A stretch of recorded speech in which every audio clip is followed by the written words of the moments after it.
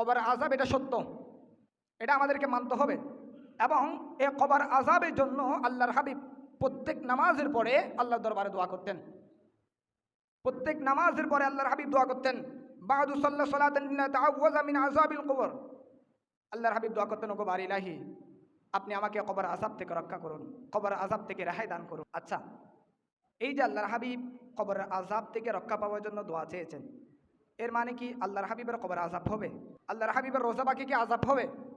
না না, আল্লাহর হাবিব তো নিষ্পাপ, মাসুম। আল্লাহর হাবিব উনি আল্লাহর প্রেরিত রাসূল।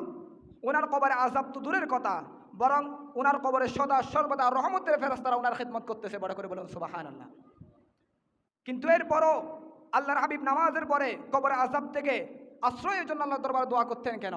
কারণ আল্লাহর হাবিব হলেন বুইসতু মুআল্লিমান। আল্লাহ বলে, আমার রাসূলকে আমি সমগ্র জাহানের শিক্ষক হিসেবে প্রেরণ করেছি।